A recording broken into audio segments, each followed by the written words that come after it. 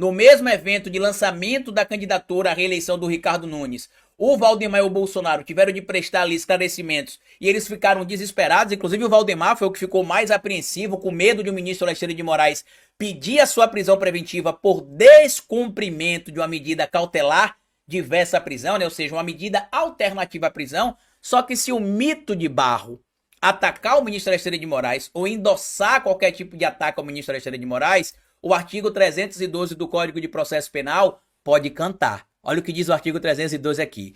A prisão preventiva poderá ser decretada como garantia da ordem pública, da ordem econômica, por conveniência da instrução criminal ou para assegurar a aplicação da lei penal quando houver prova da existência do crime, indício suficiente de autoria e de perigo gerado pelo estado de liberdade do imputado.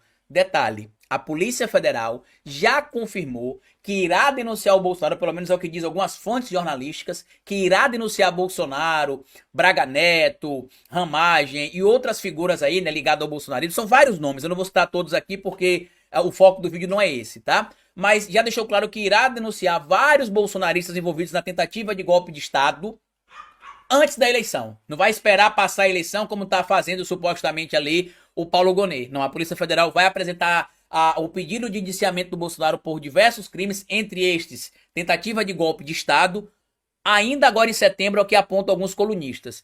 E olha que interessante, o artigo 359L do Código Penal fala sobre abolição, o crime de abolição violenta do Estado Democrático de Direito, que pode ser cometido como, Carlito? Com uma grave ameaça. Por exemplo, se o Malafaia ou o Bolsonaro subir lá no trio da Avenida Paulista e disser o seguinte: se o ministro Alexandre de Moraes não passar por um processo de impeachment, o país vai ser destruído, o país vai pegar fogo, nós vamos para Brasília, para cima do STF. Isso pode ser entendido como uma ameaça. Tá aqui, ó.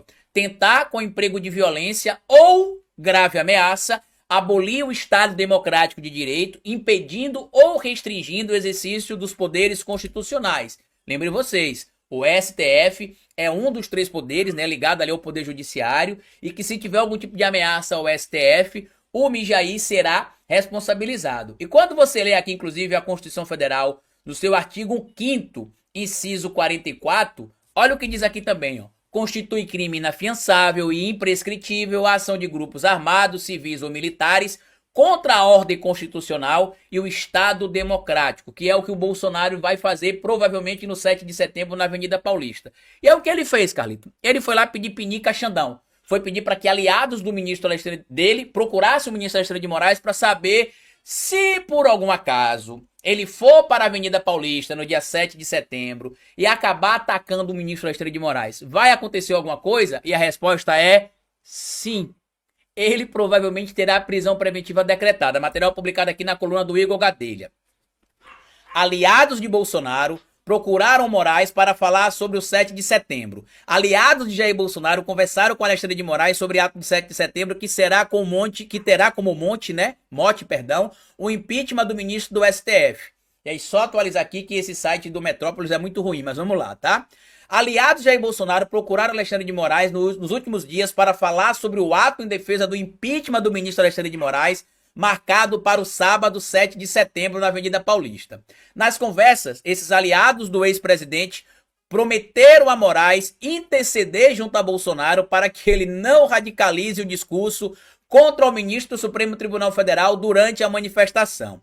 A aposta de auxiliares de Bolsonaro é de que ele repetirá a mesma linha do discurso do ato de 25 de fevereiro na Paulista, ou seja, focará na defesa da liberdade de expressão e da anistia para os condenados de 8 de janeiro. No ato do dia 25 de fevereiro, ele ultrapassou o limite da lei também, tá?